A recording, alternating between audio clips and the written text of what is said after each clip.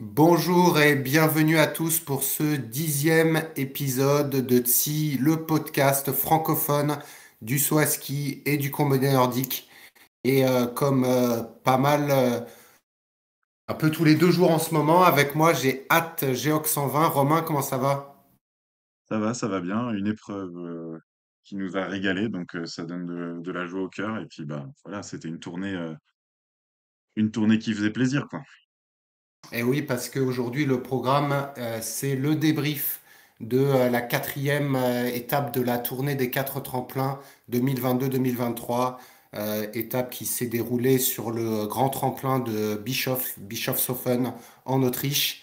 Et donc, une étape qui a vu la victoire et le couronnement du Norvégien Halvor Egner Granerud. Un concours super sympa, hein. Ouais, franchement, là, c'était une belle épreuve assez souvent. Il y a pas beaucoup de vent, là, c'est assez encaissé, ce tremplin. Et on voit qu'on se régale aussi. On aime bien quand les conditions sont équitables. On a retrouvé aussi des sauteurs avec le nez rouge, donc une sorte de début de retour de froid. Bon, j'ai regardé, peut-être t'as regardé aussi les températures. Il faisait encore température positive, mais ça ressemblait un peu plus à l'hiver. Et puis bah, l'ambiance était assez sympathique. Il y avait quand même des drapeaux un peu de tous les pays. On voit que Bischofshofen, c'est un peu au carrefour de plein d'endroits. Et puis j'ai trouvé c'est une épreuve aussi moins stressante qu'Innsbruck. Ça se sentait aussi dans les athlètes. Je sais pas, beaucoup voilà, une ambiance très sympa, tremplin bien préparé. Enfin, c'est le bouquet final. Ouais, bah au niveau nez rouge, c'est en effet pas sur la température puisqu'il faisait 6 degrés, donc c'est quand même là où il a fait le moins chaud sur les 4 tremplins qu'on a eu. Mais bon, 6 degrés, ça reste très très élevé pour un mois de janvier. Par contre, on est revenu sur de l'air très humide. D'ailleurs, le vendredi, on a eu de la pluie. Et donc, on avait une moyenne d'humidité à 88%. Je pense que c'est ça qui rendait les nez un peu rougis. Oui. Un anticyclone, bah forcément, hein, puisqu'il faisait beau. Enfin il faisait chaud, plus de pression, un air dense et donc des sauts qui vont loin, même avec du vent d'eau. Parce que par contre, contrairement à Innsbruck, là, on n'a pas eu un pet de vent de face, hein. Ouais, comme sur les trois autres épreuves, finalement, il y a enfin, beaucoup de vent d'eau là, sur cette tournée. Mais bon, du vent d'eau, mais qui a pas nui au déroulement de l'épreuve, donc c'est satisfaisant. Alors, exactement. Et donc, si on donne le résultat, donc le vainqueur de cette épreuve et le vainqueur de la tournée, c'est donc le Norvégien Halvor Egner Granerud, qui nous a gratifié d'un deuxième saut magistral, qui d'ailleurs est sûrement, tu me diras ce que tu en penses, mais le saut de la tournée, un 143,5 mètres, donc qui est le seul saut au-delà du point jury sur ce tremplin de Bischoff. Avec une coach request. Donc ça donne une idée de son niveau. Enfin voilà, on en avait parlé dans l'épisode de débrief d'Innsbruck et ça s'est déroulé exactement comme ça. Il était soulagé. Il a sauvé la tournée à Innsbruck sur le tremplin qu'il n'aime pas. Là, il a déroulé les meilleurs sauts un peu tout le temps. Euh, Qualif, les sauts d'essai, les sauts d'entraînement et puis en compète. Enfin, chaque fois, il avait la coach request, il descendait, il était quand même le plus loin. Enfin voilà, il était Alors au on va, sommet de son art, quoi. Ouais, on va en profiter parce qu'on avait une question sur Twitter sur la coach request. Donc, pour ceux qui ne connaissent pas la règle, donc il s'avère que le jury décide de la porte à laquelle ils vont faire sauter les sauteurs. Donc là, en l'occurrence, en deuxième manche, c'était la porte numéro 10. Et que donc le coach a la possibilité de demander à baisser cette porte. C'est-à-dire baisser veut dire que le sauteur va sauter avec un élan moins important et que pour que on lui donne les points de compensation de l'élan, donc là en l'occurrence à Bischoff, c'était 2,8 points par porte, il faut qu'il atteigne 95% du point HS, et donc si vous faites les maths, 142 fois 95, ça fait 134 et demi. Heureusement, c'est écrit sur les fiches de 134,5. HS. Et oui, Et, bah, la règle du 95%, c'est pour éviter les abus, pour qu'un coach ne fasse pas poser son sauteur au point K en toute sécurité. Il faut qu'il y ait quand même encore un peu de challenge à sauter et à se poser, parce que les coach requests, c'est pas tant pour la distance, c'est plus pour que le sauteur soit capable de faire un beau télémarque quand le coach exactement. estime trop fort, mais Mm. en maintenant un suspense. Bon là, il aurait pas eu les points de compensation hier, Granerud, il avait de l'avance, mais on a vu chez les femmes, on en avait parlé à Ljubno, par exemple, Célina Freitag, elle obtient pas les points de compensation parce qu'elle est un peu trop court. Voilà, donc Ouais. c'est une Alors, règle qui est pas mal, quoi. Ouais, alors elle est pas mal, mais d'un autre côté, si on essaye de se rappeler ce qui s'est passé en qualif, donc en qualif, Granerud saute avant Lanisek et Kubaski, lui il baisse la plateforme, du coup il doit faire 95% du HS, il le fait, et derrière, parce qu'il a fait même à cette distance-là une super distance, le jury décide de la baisser pour Lanisek et Kubaski, et du coup eux n'ont pas besoin de faire 95%. Et c'est là Oui, où je trouve la règle un peu limite, quoi. À partir du moment où il y en a un qui a dû le faire, bah, si le jury décide après, c'est ils auraient dû pour moi avoir cette règle. Bon, je crois que Lanichek était limite, mais ils l'auraient fait tous les deux. Mais là, le jury qui dit ah bah non, finalement il a raison, on aurait dû baisser la plateforme, je trouve ça un peu limite quoi. ouais, la Nichek, il fait que 134, donc il l'aurait pas eu. Il Après, n'aurait pas eu c'est tout. vrai, je suis d'accord sur le raisonnement. Après, grâce à cette règle, bah, typiquement, on a vraiment un exemple hier. Comme le jury savait qu'il allait baisser l'élan pour les tout meilleurs, on a eu pas mal d'élan pour toute l'épreuve et peut-être un ou deux sauts près, quasiment que des points K. Et voir vraiment une belle flopée plutôt autour de 130 mètres. Je pense que la moyenne, peut-être autour Ouais. de 130, 132 mètres. Donc finalement, Bah, c'est écoute, cette règle. j'ai les stats si tu veux sur les 144 sauts, donc inclus la qualif. On a 103 sauts au-delà du point K qui est à 125 mètres. Donc c'est un ratio très très élevé. On a 29 sauts au-delà de 135 mètres. Donc Mhm. là, on est, comme tu dis, sur une densité de sauts, parce qu'on n'a eu qu'un saut au-delà de 142. Donc on en Ouais. a 129 au-delà de 135 et 4 sauts au-delà de 140. Donc on a le Granerud 143,5 de la 9. On avait Kubaski à 140, Lanichek et Earl à 140,5 de la 10, et on avait un Kraft 141 mètres de la 12, qui lui, bon, il s'avère qu'il avait pas mal d'élan, donc il n'aurait pas passé 140 de la 9 ou de la... Mais donc on a eu beaucoup de sauts, et en effet, la moyenne est la plus élevée depuis le début là, des tremplins de saison sur Bischoff, avec quelque chose aux alentours de 130, ouais, 125, 130 pour tout le monde.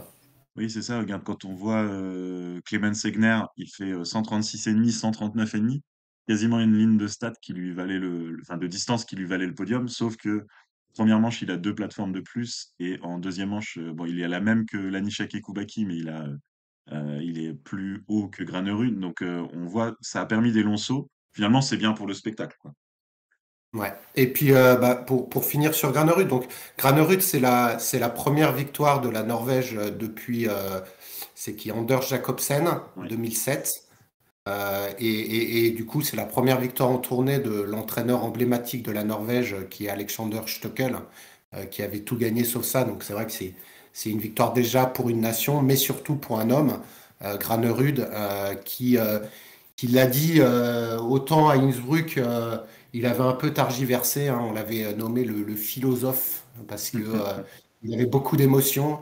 Là, il en avait encore. Il l'a dit, il a été moins stressé dans la seconde manche. Il a commencé à sourire Ah ouais, ça c'est sur génial. la Ouais. barre des Landes. Voilà, Ça c'était c'est son génial commentaire. comme, J'ai commencé à sourire parce qu'il sentait que c'était bon. Et du coup, on lui a demandé de comparer un peu ce sentiment par rapport à sa victoire sur l'overall, donc sur la Coupe du Monde entière qu'il a gagnée, bah, pas l'année dernière, mais l'année d'avant, c'est ça, ouais. je crois. Mm. Ouais. Et il disait que bah, quand il avait gagné la Coupe du Monde, en fait, il n'avait pas sauté puisqu'il avait le Covid. Mais comme il avait de l'avance, il n'avait pas pu sauter, mais il avait gagné. Et que c'est plus dur de gagner la Coupe du Monde, mais que là, il y avait cette pression constante sur les quatre sauts qui faisait que l'adrénaline était plus importante sur la tournée. Donc je trouve ça assez intéressant, un peu si on pouvait comparer entre un sprint, un 100 mètres, et un marathon, quoi. Oui, c'est ça. C'est un peu ça la tournée par rapport à la Coupe du Monde. Les 2 sont difficiles, il y a pas de mais sur la tension, bah, d'ailleurs, voilà, c'est surtout Granerud dont on parlait qui exprimait ses émotions sur la tension là d'être toujours au niveau, de rater aucun saut, avec des tremplins qu'on aime plus ou moins. Je pense que voilà, là, ce matin, il a dû faire, alors il a peut-être eu du mal à s'endormir, mais je pense qu'il va dormir, la semaine qui vient. Ah non, En non, termes non. Alors là, d'émotion, je te coupe hein, parce que on a les infos de sommeil de Granerud au jour le jour, hein, puisque les journalistes commencent maintenant toujours leurs questions par As-tu bien dormi? oui, Et il j'avoue, ouais. s'avère il avait bien dormi entre Innsbruck et Bischoff. Moi, je pense qu'il a bien dormi. Ouais, Mais ouais, bon, non, ils avaient dormi et puis surtout dormi longtemps. Là, je pense qu'ils sont à plat. D'ailleurs, ouais, tous, voilà, hein, ils ont dû pas faire que, pas que lui. Ouais, là, ils ont bien fait une bonne grasse mat tous, et notamment un. Alors, je suis désolé, on va faire une entorse, mais on va parler de celui qui a terminé troisième avant celui qui a terminé deuxième, parce que lui, par contre, il doit pas avoir bien dormi. C'est notre ami David Kubaski, qu'on félicite pour la Hmm. naissance de son deuxième enfant, une petite fille, mais qui, du coup, de ses dires, n'était pas 100% la tête au seau, quoi. Oui, voilà, bah, je pense que c'est un peu logique et peut-être il aurait aimé être ailleurs dans ses interviews. On sentait que et c'était du genre. Non, d'ailleurs, ils en ont rigolé sur Eurosport. Vite, montez-moi dans une voiture, que j'aille voir ma famille et on peut comprendre. Quelques stats sur Granerud pour finir le chapitre. Alors, c'est le score le plus élevé en points sur la tournée là, avec 1191,2. Alors, faut pas non plus surinterpréter ce score parce que avec les plateformes qui descendaient à chaque fois avec le vent de dos tout le temps. Euh, bon, voilà, on sait qu'il a sauté loin, c'est plutôt ça, mais faut pas surinterpréter, mais c'est la petite stat qui fait parler. Il a remporté 17 des 21 sauts auxquels il a participé en comptant les entraînements et les sauts d'essai. Euh, et il a gagné en compétition, ce qui est encore le plus pertinent, 7 des 8 sauts de compétition. Et là, on est sur un record égalité avec Preutz en 2016. Et même les sauteurs Mhm. qui ont fait le Grand Chelem ont gagné moins de sauts de compétition. Tu vois, ça leur suffisait pour gagner les Ok. 4 épreuves, mais par exemple, ils gagnaient pas les 2 sauts de l'épreuve. Storr, Kobayashi, à Naval, ils avaient gagné 5 ou 6 sauts de compète. Donc là, il a été souverain, il a entre guillemets raté un saut, le premier d'Innsbruck, un peu de conditions, un peu de stress, de technique.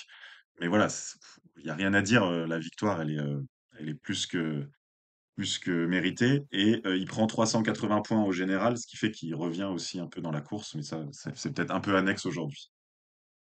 D'accord, bah c'est cool, c'est intéressant parce que c'est vrai qu'on a vu, hein, que c'était une tournée phénoménale de Granerud, mais j'avais pas en tête cette succession de stats qui mettent en avant encore plus sa performance de victoire.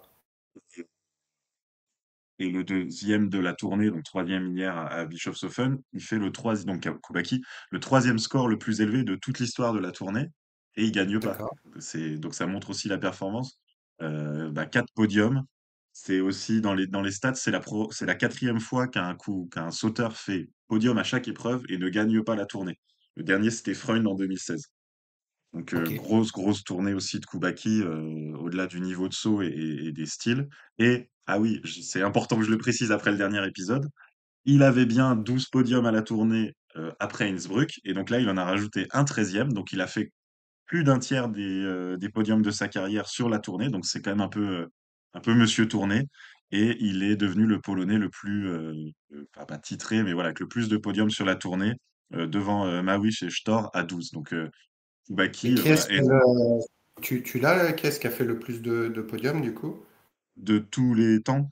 Ouais, Non, j'ai bon, pas la stat. On pourrait la trouver, je on pense. essaiera de la trouver pour la prochaine fois. Mais c'est vrai que David Kubaski, et puis comme bon, moi, je l'ai appris hier, hein, que du coup sa femme allait accoucher et a accouché donc la veille de Bischoff. C'est vrai qu'il devait avoir dans sa tête, enfin déjà que la tournée c'est beaucoup de pression, mais là en plus il y a cette adrénaline de la vie personnelle.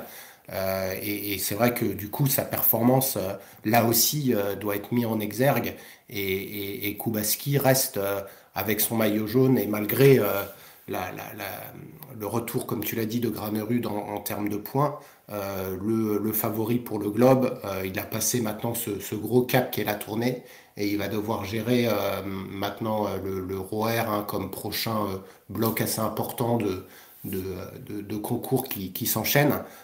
Et donc lui, il l'a dit, hein, de lui-même, hein, que donc il avait en effet eu un peu de mal à se concentrer sur le tremplin hier, mais que quoi qu'il arrive, au-delà de ces petites erreurs, lui c'est plutôt des erreurs de prise d'élan, enfin de take-off. Il l'a dit, hein, qu'il était un temps en dessous de Granerud, donc je trouve que c'est autant ils se sont envoyés des petits pics interposés, on en avait un peu parlé la dernière fois, autant hier au vu des images, on a senti vraiment une fraternité entre les trois sauteurs sur le Ouais, podium, avec je te félicite, congratulations for the birth et machin. Donc C'était sympa parce que on n'a pas d'animosité dans ce sport et là aussi bien Lanišek que Kubaski voient que Granerud, par sa performance d'abord à Innsbruck mais surtout à Bischoff, était au-dessus et du coup ça a donné un super podium où les trois étaient contents finalement. Oui, c'est ça et puis, bah, ils commencent à bien se connaître, hein, sur les podiums. J'ai pas la stat sur la saison complète, mais rien que sur la tournée, donc Lanišek, Kubaki, Granerud, ils font 11 des 12 podiums, des 12 places sur le podium. Sur la saison, Ah, ils sont depuis quasiment, le début de saison, les trois, enfin alors les trois ensemble je l'ai pas mais en tout cas les trois ça fait 25 podiums. Kubaski, il en a 10, Lanišek 9 et Granerud, en fait, seulement 6. oui, c'est vrai qu'il Euh, a avant la tournée, il était, plutôt abonné aux 4-5e places, mais il était ouais, voilà. Donc, il a gagné 4 fois, donc il a dépassé Lanišek en termes de victoire cette année. Kubaski 5, Granerud 4, Lanišek 3. Et Granerud, petite stat, n'a pas encore fait de troisième place. Voilà. d'accord. Donc il a 4 victoires et 2 deuxième places et 5 top 10 et un trou. Enfin, quand je dis trou, c'est-à-dire au-delà de la dixième place, les deux seuls qui pour l'instant n'ont pas été sortis du top 10, c'est Kubaski et Piotr Joua, qu'on évoquera plus tard. Et Kubaski, je Lani sais pas si... Ouais, pardon, ouais. vas-y. Non, non, Non, je non, voulais mais parler de Lanišek, ouais. passons à Lanišek. Donc Lanišek, qui, suite à sa performance d'Oberstdorf, a réalisé trois concours pleins à Garmisch, à Innsbruck et à Bischoff. Un Lanišek qui nous régale en termes de style et qui, bah, lui, il n'a pas eu le droit à son interview, donc j'ai pas eu ses commentaires de saut, mais on sait que ça a été encore très beau. Et ça fait 3 épreuves qu'on dit la même chose, mais quel dommage que ça se passe pas bien pour lui à Oberstdorf, parce qu'en fait, sur les 3 dernières épreuves, il perd que 17 points, sur Granerud, il finit à 62, il perd, 2/3 de ses points, sur la première épreuve et dans la dynamique et tout ça. Imaginons qu'il ait été, à touche-touche avec Granerud, au départ. Ça aurait peut-être pas changé le résultat final, mais il y aurait eu, un 3e protagoniste dans la bataille. Voilà, Ouais, et regret. ce qui est intéressant, c'est que si tu regardes, donc, comme tu dis, au Oberstdorf, par rapport à Kubaski, on a donc 27,5, 28 points de retard, et c'est exactement l'écart qu'ils ont à la fin de la tournée. Donc Kubaski et Lanišek auraient terminé à égalité si Lanišek avait eu un meilleur Oberstdorf, et il aurait pu potentiellement même terminer devant Kubaski du coup. Voilà. C'est ça, donc bah, oui, il fait 2 fois 2e, donc on a c'est vrai que c'est une expression qu'on voit dans d'autres sports, le Big Three cette année, cette saison et sur cette tournée encore plus et Et, tu encore des choses à dire sur ce ouais. trio? Non, mais Lanišek, j'en parlerai pour le style parce qu'il n'a pas gagné. Il n'a pas gagné la compétition de style de Bischoff. Oh Donc là je là, te laisse mûrir qui a gagné parce que allez, ce n'est pas lui qui a eu les meilleures notes de style et on le verra plus tard lors de mes stats de style. ce teasing de fou et par contre, la conséquence de cette concentration des podiums, où donc seul, Joua a fait un podium en dehors de ces 3 gros, c'est qu'on a sur les 2 pays organisateurs, aucun podium autrichien, aucun podium allemand, sur cette tournée. Mais Ah, on peut pas faire le même bilan, je pense, pour l'Allemagne et l'Autriche. Alors est-ce que tu veux commencer par les satisfactions ou les déceptions? ouais, non, c'est une très bonne transition vers les satisfactions du coup, puisque tu as mentionné l'Autriche en dernier. Parce qu'en effet, moi j'ai écrit quatre révélations et j'ai trois Autrichiens. Donc je vais t'en citer deux et puis tu pourras me donner les autres si tu veux. Mais pour moi, les révélations, j'ai Michel Eybock, quatrième sur un tremplin qu'il affectionne. J'ai Jan Earl, cinquième sur son tremplin domestique, puisqu'il vient de là-bas. Donc deux révélations autrichiennes, deux sauteurs qui sont... un Jan Earl en plus qui avait très très mal démarré la saison et qui là petit à petit monte en puissance. Du coup, je sais pas, il termine combien de la tournée, Yann? Neuvième. 9e, ouais et Voilà, neuvième. Michel Leboc qui termine septième et c'est son meilleur résultat en tournée sur cette tournée. Donc voilà mes deux satisfactions principales sur ce concours. oui, bah, les Autrichiens, on l'a déjà dit 2 fois, sur cette tournée, on le redit une troisième fois, en termes de résultats collectifs d'ailleurs, c'est l'équipe qui a mis le plus de points Coupe du monde sur cette tournée, en ne faisant aucun podium. Donc en fait, quand on voit le système de points qui maximise les points pour 1, 2, 3, pour réussir cette performance, il fallait une grosse densité. c'est ce qu'ils ont et ils Mm. font un résultat, qui est assez incroyable quand on voit la fiche de stats. 6, 7, 8, 9, 10, 5 sauteurs à la suite. Donc c'est vrai que c'est assez, particulier à commenter parce que, aucun podium pour une équipe comme ça, ils jouent pas devant. On sent à aucun moment on a senti qu'un Autrichien jouait la tournée. Ça peut être décevant, mais quand on joue quand on voit le résultat d'équipe, c'est dur aussi d'être déçu. Donc là, ils étaient 11 qui avaient passé la qualif. On n'était pas loin sur notre présentation, l'autre jour avec, 4 membres du groupe national qui se sont qualifiés et ils étaient 9 dans les 30. On a, Ortner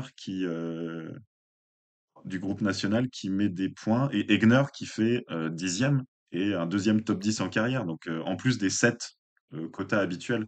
Donc Bah, c'est là, c'est assez incroyable, quoi. exactement. Et là, en effet, tu montres le classement de la tournée, mais c'est bien que tu mentionnes Clément Segner et on peut aussi mentionner Clemens Leitner parce que il y a une densité du groupe autrichien et du coup des places assez compliquées à prendre. Et j'ai fait un commentaire hier sur Chalet Club et je le pense, c'est-à-dire que bah, là, les cinq, forcément, ils ont le quota gagné, mais un Philippe Aschenwald qui pourtant saute pas mal, hein, je pense qu'il doit être Oui. peut-être Il a raté 20e, un 20. saut, je crois, donc il est 20e exactement, il rate qu'une seule deuxième manche, hein. Voilà, mais le truc, c'est que Philippe Achenval n'a pas fait de top 10, alors que Clément Segner, par exemple, en a fait un. Alors, je dis pas que, il faut sortir Achenval et mettre Clément Segner, parce que Achenval le monte, mais chez les Autrichiens, clairement, et on l'a dans d'autres nations aussi, puisqu'on en a parlé pour la Norvège, on a de la densité très importante qui fait que ça pousse vers le haut le groupe dans sa globalité parce qu'ils savent que ils connaissent leurs collègues d'entraînement. Alors même si certains s'entraînent avec Florian Nigel en équipe B, ils savent très bien leur valeur intrinsèque. Et là, Egner, bah, on le chambre pas mal parce que il a fait énormément de coupes conti. Ah, il a N'empêche, 30 ans, à oui. chaque fois ouais, et puis à chaque fois par contre, à chaque fois qu'il vient sur la Coupe du Monde, alors je sais qu'il adore Bischoff, hein, il avait déjà fait des très bons résultats là-bas, mais à chaque fois qu'il vient, il délivre. Leitner, il a délivré aussi, et du coup, c'est là où il faut pas que les tauliers entre guillemets se ratent, et ils ne se ratent pas du tout. Earl a haussé le niveau, Ebuck a haussé le niveau, les autres ils sont indéboulonnables, les Kraft, Fettner, Le Phénix, il Tchefening. est 2002, hein. C'est Alors, très jeune, hein. ouais, et Tchefening, c'est le. De toute façon, Tchefening, c'est le futur Kraft, hein. Donc lui, il n'y a aucun problème. Il faut surtout pas l'enlever parce que les Autrichiens, c'est peut-être celui qui a le plus gros potentiel pour gagner la tournée. Mais Fettner va pas tarder à prendre sa retraite, même s'il continue à très bien sauter. Donc ouais, vraiment belle performance de la Wunder Team. Et tu as une Qui autre porte bien son nom. révélation. Allô? Oui, vas-y. Oui, oui, oui. Oui, oui, non, c'est vrai que elle porte bien son nom, hein, Wunder Team, Ah oui, si ouais, on non, traduit, c'est l'équipe formidable, Wonderful, hein, en anglais, Wunderbar en allemand. Heu, je sais pas qui tu attends comme résultat, mais en résultat collectif, faut quand même qu'on cite les Polonais aussi, hein, ils sont 3 dans les 5. ouais. Et avec Storr montant, alors il rate son deuxième saut à Bischofshofen, trop tôt d'après Nicolas Jeanpro, un peu dur à voir en live. Ça change des 80% de sauteurs qui étaient trop tard, comme on l'avait dit dans notre épisode de preview. C'était la fête au trop tard hier à Bischofshofen, c'est toujours aussi Alors, je crois phénoménal. qu'il était. Ouais, mais Stork, je crois qu'il était trop tard. Je ne sais pas. Mais moi, je Peut-être que pense les l'avoir skis compris montent pas, en même hein, les temps trop skis tard. montent Mais pas, il y a pareil, une erreur technique à la table. Et il y a une erreur. Alors, par contre, sur Stork, autant je me suis raté complètement sur mon trio de podium pour Bischoff, autant je t'avais dit que Stork terminerait à la tournée devant Kraft et celui-là, je l'ai eu bon. Donc j'étais content quand c'est même de vrai. ce passage-là, parce que le reste, je me suis. Alors là, les deux autres que j'avais cités, on en parlera peut-être en déception, mais ils sont pas du tout là. Moi, j'avais quand même Peter Prevec, hein, Ah oui, c'est parce vrai. que septième, enfin franchement, ça faisait une plombe qu'on n'avait pas vu Peter Pan sauter aussi bien, Oui, quoi. et avec le sourire et puis dans des conditions stables, donc il y a pas de coup de bol d'un coup de pompe et d'ailleurs, oui, c'est même le résultat slovène qui est correct, donc bah, Lanišek podium, enchaîner les podiums. Lovrokos 11e de la hier et 12e de la tournée et Ouais, Zajc qu'on avait un peu, enfin moi je l'avais un peu, moqué entre guillemets Monsieur Qualif, mais finalement il a été un moins en Autriche, il a été un peu moins bon en qualif et il a été meilleur en compète. Il est 11 et 9. Ouais. Et donc il fait tous les sauts de la tournée. Donc voilà, Et bien c'est des sûr, satisfactions. et bien sûr, Lanišek sur le podium, qui Oui, contrairement à l'Autriche, là, on a une tête de pont qui est vraiment dans la bataille pour le globe. Donc voilà, on a la Norvège. Alors la Norvège, plutôt grâce à Granerud, mais bon, après les autres, on en parlera aussi plus tard. Et comme tu l'as dit, la Pologne, l'Autriche. Et donc si on passe aux déceptions, je pense que la première déception, ça va être la Mannschaft. oui, c'est ça. En fait, on a une concentration. Il y a que 4 pays qui ont des sauteurs à 8 sauts. On n'a pas eu, comme on pouvait avoir souvent, un Suisse, Payer ou Deschwanden. On avait eu Vincent Descombes de Savoie il y a quelques années, un Mackenzie Boy-Klose, un, un Finlandais. Enfin voilà, il y a eu une hyper. On aurait pu penser Bresadola avant la tournée. Voilà, là, il y a eu les 4 gros pays. Et donc, Pas de voilà, japonais, pas de pas de japonais, japonais, hein. oui, pas de japonais qui normalement complète un peu le top 5 des gros pays. Donc déjà, première déception, c'est un peu cette hyper concentration, pas de sur. Enfin, il y a eu une surprise, mais une surprise qu'on avait vu venir, c'est Philippe Raimond. Et sinon, aucune Ouais. surprise en fait d'un petit pays ou d'un pays un peu moins sur le devant de la scène. Donc c'est peut-être un petit bémol. Et donc, bah, avant de tirer sur le reste de l'équipe d'Allemagne, bah, ce bon Philippe Raimond, on l'avait vu entre la 10 et la 15e place du général, il fait 13e en faisant 14, 15, 13, 12, donc régularité extrême. Et on l'avait vu, enfin je l'avais pronostiqué 3e allemand, mais j'avais pas pensé que Geiger se ferait un trou comme ça. Il est 2e allemand, donc voilà, c'est la satisfaction allemande. Et maintenant, on parle de skiffage pour eux. Bah, ce qui fâche pour eux, déjà, c'est pour moi un homme, c'est Karl Geiger, parce que on avait, bah, il s'est pas qualifié à Innsbruck. C'est quelqu'un qui adore Bischoff et donc je m'attendais à ce qu'il fasse un résultat correct puisque je l'avais mis sur le podium. Alors il a fait un premier saut, il était opposé à Marius Lindvik dans un KO duel très relevé et il fait un saut correct en première manche, mais derrière le deuxième, il le réussit pas, il termine 23e. Et encore une fois, je l'avais déjà mentionné lors de son saut à Innsbruck, c'est qu'il ne sait pas pourquoi il saute pas bien. Il dit juste, je suis content que ce soit terminé. Je donne tout, mais cela ne marche pas. Franchement, c'est super inquiétant, quoi. Un gars comme Kubaski, il a compris direct. Granerud, quand ils font des petites erreurs, ils le savent. Mais là, Geiger, il m'a l'air tout perdu, en fait. Il a pas son feeling, quoi. Je sais pas ce que Ouais, tu en voilà. penses de Non, lui. c'est ça, il volait pas hier. Bon, voilà, il fait sans doute ce qu'il faut à la table et tout, mais il volait pas, il y avait pas de vie et pas de révolte. Donc après toi, tu l'avais vu révolter podium. Et c'est Mm. ça qui est le plus dommage, comme tu viens de dire. Et un peu cette apathie un peu qu'on retrouve aussi bah, Eisenbichler, pas Ouais. si énervé que ça. Pius Paschke qui réussit pas alors qu'il était bon. Bon, Wellinger qui s'est un peu étiolé quand même 18 et 20 en Autriche. Il n'y a aucun top 10 allemand sur les 2 épreuves autrichiennes. Aucun Allemand Mm. dans le top 10 du général. Là, voilà, nous, on est Mais même, le petit podcast français, mais je pense que sur les podcasts allemands et les émissions télé, ça doit dépoter, quoi. ouais, et puis même Stéphane Leye, tu vois, qui avait fait un début de saison correct. Je pense que, donc, comme tu l'as dit, hein, hormis Philippe Raimund, tous les Allemands sont en recul. Alors, il y a Constantin Schmidt qui a peut-être fait un de ses Oui, meilleurs concours à Bischoff, là, oui, mais c'est très décevant et on parle potentiellement d'une mise à pied enfin, c'est-à-dire pas d'une mise à pied, mais d'un changement d'entraîneur, donc Stéphane mmh, Angerer, qui pourrait laisser sa place et se murmure dans les couloirs un retour de Schuster ou l'arrivée de Pointner qui sont des, euh, des pointes, hein, ouais, c'est clair. vraiment des entraîneurs très reconnus au niveau du saut à ski. Et c'est vrai que on le voit avec Turnbichler, on le voit avec Stockel, on le voit un peu moins peut-être avec Ergota, mais il y a cette importance du coach qui, sur l'Allemagne, peut peut-être faire un changement parce que là, quand j'entends Geiger, Et d'ailleurs, Nicolas Jean-Pro a pas eu des mots doux hein, pour Oui, Stéphane. Voilà. Et Philippe Raymonde, d'ailleurs, il l'a dit, hein, Nicolas Jean-Pro, il vient de la Coupe du Monde B. Donc c'est pas lui, c'est pas Angarer qui a fait progresser Philippe Raymonde. ouais, et enfin, le saut à ski, c'est un sport psychologique. C'est un sport, on le voit là à chaque tournée, par exemple, sur les tendances. On voit Camille Storr qui a retrouvé le sourire. C'est un sport, c'est la tête qui fait beaucoup. Je pense que physiquement, ils s'entraînent tous pareil, c'est tous des grands professionnels.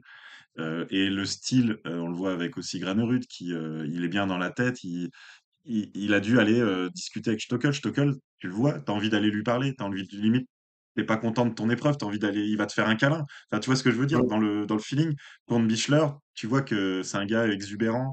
J'ai regardé une vidéo avant une épreuve, ils ont fait un jeu dans une piscine d'un hôtel. Ils devaient monter de briques et de broc un petit bateau et le pousser. Enfin, il y a de l'ambiance en fait, il y a de la vie dans le groupe. Et bah trois Polonais dans les cinq.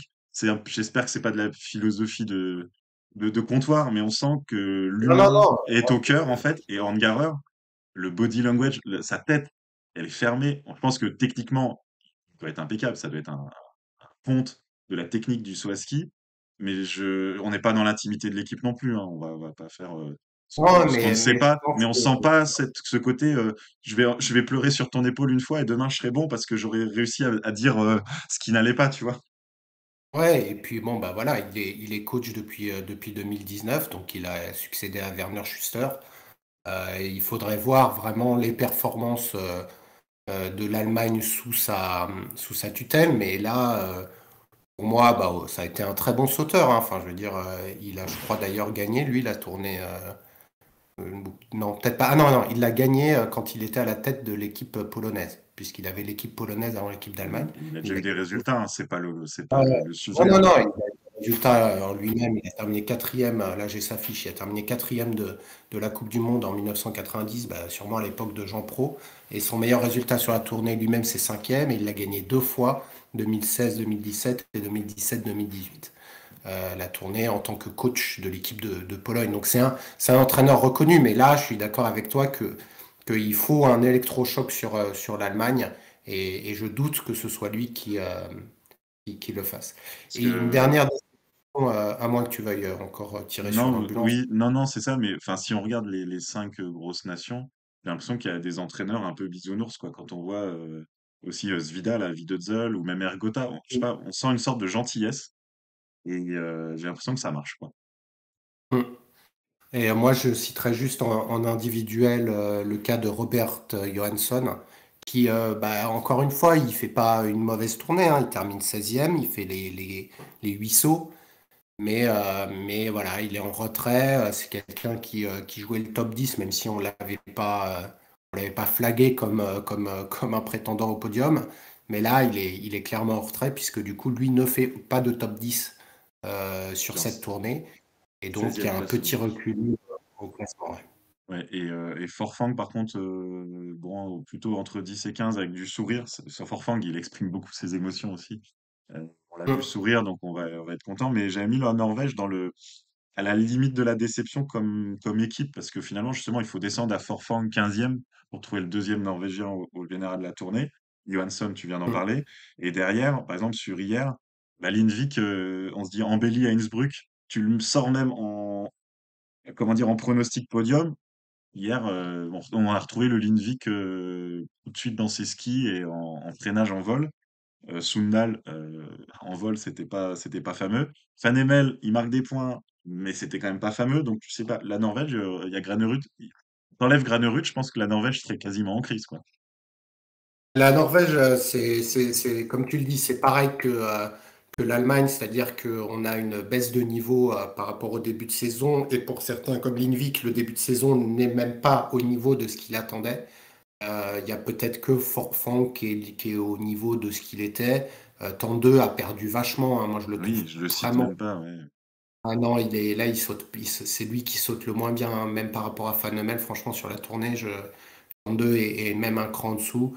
Sundal, par son âge, on va dire que c'est correct, mais voilà, il n'y a pas d'étincelle. Johansson, c'est intrinsèquement le deuxième meilleur Norvégien, et vu qu'on tire un peu dessus, ça montre que là, hormis Granerud, c'est un peu le no man's land. Mais eux, les Norvégiens, je pense que on va arriver là sur des tremplins qu'ils affectionnent un peu plus. Donc j'attends de voir. J'attends de voir. C'est comme les Slovènes, tu vois. Je veux dire, domaine. Je- on peut en parler de domaine Prévert parce que c'est pas la fête, mais tu vois, c'est pas des tremplins où ils s'éclatent. Donc il va falloir attendre un peu. L'Allemagne, par contre, et l'Autriche ont fait bien de faire un bilan parce que ils étaient chez eux, très attendus. C'est des tremplins où ils réalisent normalement de bonnes performances. Donc là, on, on a un niveau, et pour l'Allemagne, il faut un peu changer les choses, quoi. La saison des Slovènes, elle commence à Kulm le 28 janvier.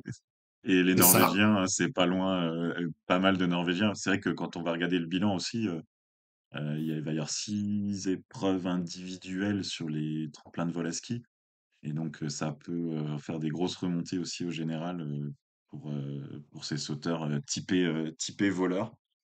Euh, je voudrais ouvrir un très très court chapitre japonais parce que tout a été dit en ligne. Je pense que beaucoup de vous qui nous écoutez regardez aussi les épreuves, mais aucun sauteur à 8 sauts. Kobayashi quand même pas trop mal Mm. à Bischofshofen. La disqualification de Sato, je pense qu'elle a crevé le cœur de tout le monde quand on a l'ambiance un peu autour de l'équipe du Japon et de cette histoire de combinaison. Donc bon, voilà, je voulais pas en dire plus, mais on espère que la deuxième partie de saison elle permettra d'être à armes égales avec tout le monde et puis de s'épanouir, quoi. Ouais, non, pour un tout petit peu résumer quand même, si on a des nouveaux auditeurs ou des gens qui n'ont pas vu l'épreuve, donc il y a eu un débat à toutes les épreuves sur les combinaisons, et donc le fait que les Japonais, en fait, il y a eu des remesures sur trois nations, mesures via le dos, en fait. Donc, c'est Nicolas Jean-Pro qui a expliqué, on mesure le sauteur couché, puis ensuite on mesure sa taille de dos et on fait un ratio. Et il s'avère que les Japonais se sont trouvés avec des combinaisons slim, alors que d'autres nations, et d'ailleurs, j'ai une photo que j'ai mis en ligne de Francis Comert qui fait le tour du monde en ce moment. J'ai beaucoup de Polonais qui la retweetent parce que bon, je vous laisserai aller voir hein, sur mon Twitter, @soaski_fr. Mais clairement, là, entre l'écureuil volant, Giga Gélard, et là, Francis Comert, clairement, sur les combinaisons, il y a quelque chose. Et donc, Sato a été disqualifié pour chaussures trop grandes. C'est quand même dur, quoi. Donc voilà, c'était juste pour ceux qui ne l'avaient pas vu et qui peuvent comprendre, du coup, que vis-à-vis des Japonais, il y avait eu vraiment beaucoup de déceptions dans la communauté francophone du saut à ski à la suite de cette disqualification. Mais comme tu dis, ça n'enlève pas le fait que, au-delà de tous ces points de vue plutôt techniques, bah, ne pas faire 8 sauts, c'est plus que de la combinaison, quoi. Oui, même si Alors moi, ça a c'est une mon point de vue à moi, hein. oui, oui, non, mais ça a une influence. Puis après, on vient de faire un chapitre un peu sur comment ça se passe dans la tête. Quand si effectivement, je vais mettre un tout petit bémol, si effectivement ils sentent qu'ils ne sautent pas à armes égales, comment tu veux monter au tremplin avec le couteau entre les dents? Enfin, dur de leur en vouloir, quoi. Donc, Ah non, exactement. Et c'est là où je pense ton explication du point de vue psychologique du saut, on le voit hein, sur l'Allemagne et on le voit sur le Japon. C'est-à-dire que quand ton chef de file ne se qualifie pas ou est vraiment très près, et ben, du coup, ça démotive un peu tout le monde, quoi. Et du coup, bah, Ryoyu Kobayashi. Et puis, tu as ceux qui sautaient bien qui sont en grosse reculée. Nakamura, je le reconnais pas du tout, quoi. Franchement, sur la tournée, là, il n'est pas au niveau de celui qu'on a vu sur les podiums. Après, Yukiya, Keiichi et Yunshiro, de toute façon, depuis le début de l'année, ils sont en retrait. Yukiya, c'était un poil mieux. Il a ah été oui, en disqualifié. plus, Son il gars. passait son duel et tout, c'était un saut Ouais. satisfaisant, quoi. Et Rani Kaido, pour moi, est le troisième meilleur japonais, alors que il est un tout petit peu. C'est-à-dire qu'on en avait fait. Il avait tellement bien sauté pendant l'été qu'on pensait que ça allait être la grosse Mm. révélation, aller top 15 de la Coupe du Monde. Et là, on est un peu déçu. Mais bon, il s'avère que, vu son âge Et le fait de dire que c'est le troisième meilleur japonais, ça en dit long sur le niveau. Et là, Keiichi Sato, malheureusement, j'ai aucun espoir. Et autant ils avaient confirmé l'équipe bah, jusqu'à la tournée, là, je pense que Keiichi, il faudrait l'enlever et remettre le meilleur de COC. Et si je ne m'abuse, le meilleur japonais, ça doit être Shimizu. Après, il connaît, l'entraîneur connaît ses poulains, mais Shimizu mérite là maintenant de prendre la place de Keiichi Sato juste pour voir si lui réussit un peu mieux, quoi. Enfin, c'est mon point de vue, pour changer un peu les choses, comme potentiellement je mettrais Bartol à la place de Domen Preveč, juste pour donner aussi un peu de se dire à l'équipe B, bah regardez, c'est pas parce que l'équipe A, enfin, quand l'équipe A fait des mauvaises performances, nous aussi, on peut changer notre équipe. Et la Slovénie et le Japon ont fait peu de changements par rapport à l'Autriche, par exemple, ou la Norvège, tu fais pas un bon saut, tu pars, hein. Oui, mais ils sont à domicile, ils ont 5 heures ils ont 5 heures de voiture. Les Japonais, ils ont la moitié de la Terre à traverser. Ils viennent pour des périodes complètes. Non, j'ai Ouais, vu mais passer que les Japonais n'allaient pas. Il n'y a pas d'équipe du coup, japonaise à Zakopane. Donc, je pense qu'ils rentrent là. Il y aura pas il y a un par équipe à Zakopane, il n'y aura pas d'équipe japonaise. ah Donc, d'accord. je pense qu'ils rentrent tous. Et dans 2 semaines, c'est Sapporo. Donc, je pense que là, ils vont faire un peu un reset. Et peut-être leur saison va débuter à Du coup, tu Sapporo. dis que, parce qu'il y a une coupe Conti, donc il n'y aurait pas de japonais à Planitza? Ça m'étonnerait, hein. Je sais pas du Faudra tout. voir, hein. Ouais. Pour moi, Non, mais en tout cas, Shimizu, comment dire, équipe A. Ouais. l'équipe A, l'équipe Coupe du Monde, ne sera pas, enfin, n'a pas d'équipe engagée au par équipe de Zakopane. À Donc, Zakopane. par extension, j'en déduis que s'ils n'ont pas d'équipe, ils seront pas présents. En plus, ils défendent rien ils défendent Ah bah, rien au du coup, général. Ils peuvent ils sont pas s'absenter un très loin, week-end. là. Et, Hmm. et je pense que Alors, ça attends, peut. j'ai l'info sur Planitza, donc sur la coupe Conti, il n'y a pas de japonais. Il y a 12 Slovènes, 7 Autrichiens, 7 Allemands. Non, il n'y a pas de Slovènes à Planitza. Je Ah bah, regarde si j'ai l'info pour Zakopane, mais comme c'est plus tard, il n'y a pas encore les équipes, mais je pense que tu as raison. Tout le monde rentre et du coup, on aura le groupe national à Sapporo et c'est là où on va voir le niveau intrinsèque de Shimizu, Fujita, Watanabe et Iwasa par rapport à l'équipe A. C'est alors, sûrement ça, Laurent.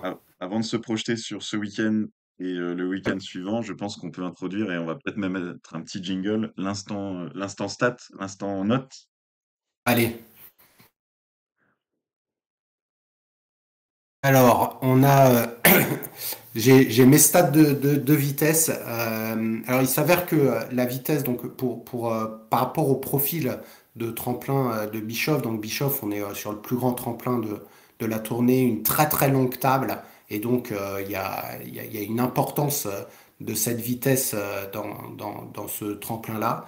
La meilleure vitesse, donc, elle a été mesurée par un Polonais. C'est Jan Abdas avec 89,5 à égalité avec Dekerdin 89,5 et Robert Johansson 89,5. Et derrière, on a nos Allemands classiques, Geiger 89,4, Stefan Leye 89,4 et Konstantin Schmidt. En ce qui concerne la vitesse des top sauteurs, tout le monde a été à peu près dans les mêmes vitesses aux alentours de 89 km/h, avec une vitesse un tout petit peu moindre pour Jan Earl et Camille Storr, ce qui ne les a pas empêchés de faire des bons sauts. Donc là, pour moi, j'en déduis que la vitesse n'était pas, en tout cas sur cette compète-là, un point vraiment majeur de performance. Et Tu- donc le style. Attends, sur la vitesse, on voit là sur la feuille de la FISE que quand Koubaki fait son record de la 13, il passe à 92,6. On sait il y a très peu d'écart entre les plateformes à Bischofshofen. Donc là, de la 12, on a eu quand même une grande partie de la compète de la 12 en première manche, ou oui, en première manche. Et ils sont plutôt autour de 90. Donc ils auraient peut-être gagné quelques dixièmes en étant à la 13. Ça veut dire qu'il y a aussi une grosse influence certainement de la douceur qui faisait que ça devait fondre un peu et freiner parce que à gate, à plateforme quasi équivalente, il y a plus de 2 km/h d'écart, quoi. Ouais, exactement. Et globalement, bah là, on le voit sur ta feuille de stats que les compensations de vent ont été, ça a été plus ou moins similaire pour tout le monde en moyenne, hein. Mm. On ne voit pas à part Manu Fettner qui a eu plus 11 lors de la première manche et plus 1 où là on a un écart. Les autres, on est sur une moyenne de 5-6. Donc pour moi, il n'y a pas eu d'envoi de sauteurs dans de très très mauvaises conditions, à part Stéphane Kraft. Je sais pas si tu peux descendre. En Et de deuxième mon manche, souvenir, voilà. il a la plus Ouais, grosse mais même, tu compensation de vois, la deuxième manche. voilà, Non, grosse compétition. La deuxième manche. le sauteur qui peut râler, c'est Marcus Müller, qui était dans le dernier duel et qui a dû partir Hmm. de la 10. Donc, Avec- avec pas mal de vent d'eau, il pouvait absolument rien faire, le pauvre. Même s'il a un bon niveau, là, il a subi le fait d'être au milieu des têtes d'affiche, quoi. Ouais, non, ça c'est clair. Et alors, donc pour le style, comme je te disais en intro, ce n'est pas l'Anisec qui a gagné le concours de style. Donc je l'ai fait dans le désordre, enfin, pardon, je l'ai fait dans l'ordre, mais à l'envers. Donc cinquième, c'est Michel Ebok, Mhm. 1870. Quatrième, Peter Prevec, 1877. Troisième, Alvor Egner Granerud, 1893. Deuxième, Hanze Lanišek, 1893. Et donc, qui a gagné le concours de style? Bon, je pense que tu le vois de toute façon. Du coup, c'est Storr. C'est Camille Storr avec une moyenne de 19 sur donc la qualif et les deux concours. Camille Storr qui était dans le top 5, qui a été donc quatrième, deuxième et premier du style sur les quatre concours de la tournée. Et je pense du coup, si je fais la moyenne des quatre, c'est sûrement lui qui remporte le style le plus beau de la tournée, puisque l'Anisek a été un peu moins bien noté à Oberstdorf, mais derrière, par contre, c'est lui qui a fait premier, deuxième. Donc Camille Storr qui retrouve enfin, il a toujours eu un style très bon, mais là, c'était sympa de le voir tout en haut de l'affiche de cette stat. Donc Quelques le mètres de style. plus et il continuera à augmenter encore un peu ses notes, quoi. Voilà, donc Camille, attention, si Camille saute bien, on sait que le style suit, et du coup, on va le voir. J'ai une dernière stat, après toi t'en as peut-être, donc on a Peter Prevec donc, qui fait son premier top 10 de l'année. Ah Donc oui. ça, c'est assez sympa pour lui. Et bon, après en carrière, c'est assez phénoménal puisque c'est son 136e top 10, donc à Peter Prevec, qui est le meilleur sauteur, je pense, en activité derrière, je dirais, Kraft et Storr sur la globalité de sa carrière. Après, on peut avoir des débats très longs Pour sur les ces top chiffres, sauteurs. oui, je pense que de toute façon, il fait partie de ceux qui ont gagné le gros globe et qui sont là depuis, on va dire, une dizaine d'années. Donc oui, je te rejoins. Et le saut du week-end, je ne sais pas si toi tu as eu le temps de noter et de voir quel était ton saut, mais pour moi, c'est le saut d'Ansel Lanisek de la deuxième manche. Donc là, on le voit, hein, le 139 mètres qui Oui. a été noté à 58, 19,5, 19,5, 19, 19, 19,5 de la 10, qui est le saut du week-end. Et il y avait un saut de Camille Storr à 138 mètres de la 11, qui est donc son premier saut. Là, on le voit aussi noté à 58.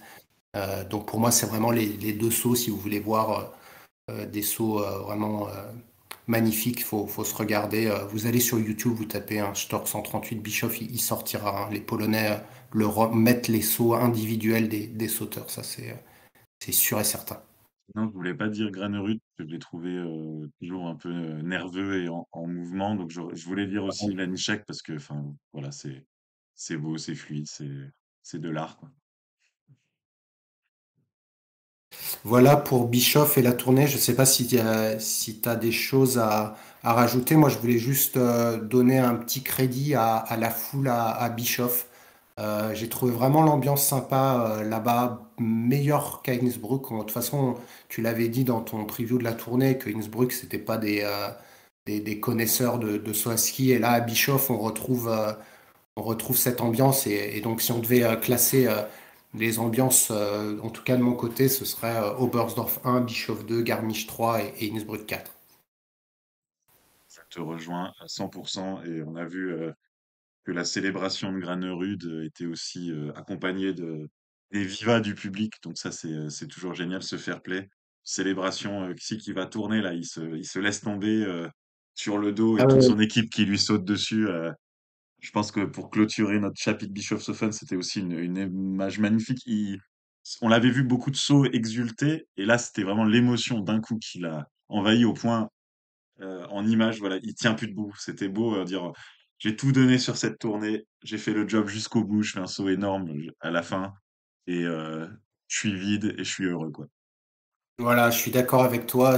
On a vraiment ces deux images marquantes des célébrations. Ce sera celle-là et puis le chapitre Erling Haaland Ouais, qu'on a eu à, à Garmisch. à Garmisch. Et donc un Granerud qui est au top lors de cette tournée. Du coup, je sais pas si tu veux juste mettre le classement de la Coupe du Monde pour se mettre en perspective avant Ouais, le donc on a Philippe. Koubaki qui a creusé un tout petit peu sur l'Anichek, il a pris une 30-40 points sur l'Anichek sur cette tournée, donc l'Anichek qui est à 108 points, Granerud troisième à 134, lui s'est rapproché de 100 points, et là il y a un gros trou de 200 points d'écart avec le quatrième Kraft, donc je crois qu'on prend pas un énorme risque en disant que le globe se jouera entre ces trois-là. Euh, bon, avantage toujours Koubaki avec sa constance invraisemblable, mais un Granerud on fire, comme on a pu voir, permet d'entretenir le suspense, sachant que l'Anichek est toujours on fire. C'est sympa. Voilà, c'est rare aussi. On a eu pas mal de saisons, on disait, bon, bah là, c'est plié, quoi. Après un grand chelem de Kobayashi ou après un grand chelem de Stor, voilà, c'était quasi plié. Là, on a un beau suspense. Ouais, et attention, on a 32 étapes, hein. Ouais, Donc on est sur une saison il en très reste très 20. longue. Ouais, il en reste 20. Voilà, on a fait un petit tiers. Comme tu l'as dit, hein, on a trois top sauteurs. On a Joua qui s'est un peu rapproché de Kraft. Sur les quatre sauts, il fait plus de points. On a Storr qui est rentré dans le top 10. Geiger qui redescend un peu. Et si tu passes sur la deuxième moitié, on a donc Schöffening qui lui s'est fait doubler par Jan Earl. Cette performance, on retrouve Vellinger, Johansson, nos deux Johansson. Slovènes, et notamment Peter Prevec, qui du coup a fait une belle remontée. Euh, Ils sont et tous donc tous serrés ces... aussi, hein. Voilà, Là, c'est la zone. exactement. Ils sont en 50 points quasiment de Geiger huitième à Johansson. Bah, il y a 3 douzièmes. Ça montre que là, ils montent, ils descendent à chaque épreuve. C'est le peloton, quoi. Le ventre mou, ça serait méchant, mais c'est le peloton. Voilà, et puis Lovrokos qui bah, là a fait une petite reculée sur ce concours, mais qui s'est fait doubler par Forfang, mais globalement il est remonté. On a Hassan Bichler qui lui est descendu tout comme Bressadola. Giga Yellar qui est rentré dans le top 30, et un top 30 donc qui est terminé par ta pépite Philippe Raymonde, qui d'ailleurs a fait 88 points mais n'a pas sauté 6 fois. Donc s'il avait eu une moyenne là de 20 points lors de ces 6 concours, ça fait 120 points de plus. Et du coup, tu me fais 120 plus 88, il est avec les autres Ouais, à 200. Donc c'est ce qu'on s'est dit. Il y a ce niveau de top 15 pour Philippe Raymond. Raymonde. Et l'autre à voir, ce sera Egner, mais je pense Egner, ce sera pas comme C'était Raymonde. sa Déjà, première épreuve, hein, ouais. voilà, je suis pas sûr qu'ils reviennent. On a Leitner aussi, bah, on les voit là, ceux qui ont fait un concours. Egner, Leitner, il y avait Willumstad aussi. Et voilà, c'est sur ceux-là qui sont, disons, classés plus bas que leur niveau intrinsèque. Puis après, ça défile. Non, voilà, c'est ça. Voilà un point complet sur le classement, parce que c'est un point d'étape important, la sortie de la tournée. Et on va se projeter, alors pour le saut masculin Coupe du Monde, donc pas d'épreuve ce week-end, mais c'est bien logique, ils ont fini la tournée un vendredi. On est à Zakopane le week-end prochain avec un par équipe et un individuel, donc le 14 et le 15. Et pour les hommes, il y a les universiades qui se profilent, mais il y a déjà Mhm. aussi plein de sauts à ski ce week-end, et on aura l'occasion d'en faire un débrief pour tous ceux qui vont nous écouter mardi 10 le soir à l'enregistrement et en ligne très tôt le mercredi. Donc les femmes sont à Sapporo actuellement, elles vont sauter à l'heure où on enregistre, elles ont déjà fait leur première épreuve et la prochaine épreuve c'est dans la nuit de samedi à dimanche. Il y a une coupe continentale homme à Planitza avec un gros plateau sur le HS 138, donc celui des futurs championnats du monde. Et on voit aussi que les conditions météo actuelles, donc extrêmement douces sur toute l'Europe, affectent la coupe FIS, parce que Zakopane est annulé et le week-end prochain aussi Oberhof. Donc les, comment dire, la relève va avoir, va plus subir que la Coupe du Monde, les conditions actuelles. Et ça saute aussi en France avec une Coupe du Monde à Courchevel, où il manquera que l'équipe, bah, du coup, Coupe du Monde femmes à Sapporo et l'équipe Coupe continentale qui est à Planitza. Ouais, mais du coup, c'est pas une Coupe du Monde, c'est une Alpine, non? À Courchevel, Ouais. c'est Coupe de France, carrément. Ah, Coupe de France, Coupe d'accord. de Je France t'ai sur le dit HS 97. Excuse-moi pour le lapsus, donc Coupe de France. Coupe de Avec, France, et il y a donc on verra ce qu'on peut en dire lors du prochain épisode. voilà, et à Zakopane, donc on sera sur le Vilka Krokiu. Alors, je suis pas sûr de prononcer le nom, donc un HS 140 avec un point K à 125 mètres. Donc on est sur un tremplin probablement assez similaire à Innsbruck. Un record officiel donc de Yuki Sato à 147 mètres. Je pense que malheureusement, il ne rééditera pas cette performance cette année. Donc 26 000, 26 000 spectateurs potentiellement à Zakopane. Là, ça va envoyer du vuvuzela à gogo. Oh là là. Un truc qui a été rénové en 2016-2017. Donc, toujours sympa cette épreuve de Zakopane. Et, bon, je vais pas te faire un pronostic du top 3 parce que je me suis complètement On a viandé la pris des dernière fois. risques, enfin tu as pris des risques, là, les Ouais, risques n'ont pas payé. J'étais non, debout ça n'a pas devant payé. ma télé, j'avoue, j'avais mis l'Anichek en 1. Pour le pari, j'aurais bien aimé, mais franchement, Granerud le méritait. Et non, là, c'est un peu trop loin. On va voir aussi qui est là, qui se repose. On Bah, aura le temps d'en parler. ouais, je vais juste mentionner un sauteur qui, je pense, fera une bonne performance et je m'arrêterai là, c'est Daniel Tchofning. Voilà. Je pense que Daniel Tchofning peut faire un top 5 à Zakopane. Ce sera le seul pari que tu auras de moi pour cette épreuve avant qu'on voit quelques sauts d'entraînement et d'essais et de qualif. Et là, j'affinerai mes prétentions. C'est noté. On garde ça dans un coin de la tête. On n'oublie pas. Et puis, ben, on vous dit, j'espère que cet épisode et ce suivi de la tournée vous a plu. C'était Alpin. Merci vraiment, Will. On a vécu intensément cette tournée. On espère qu'on vous l'a aussi contribué à vous la faire vivre de façon agréable. Et puis, on vous dit bah, déjà dans 3 jours pour les épreuves de combiné aussi d'OTP et donc féminine de Sapporo. Et puis, à bientôt. Bonne écoute, bonne journée, bon week-end à tous. Au revoir, Will. Au revoir. À bientôt. Ciao.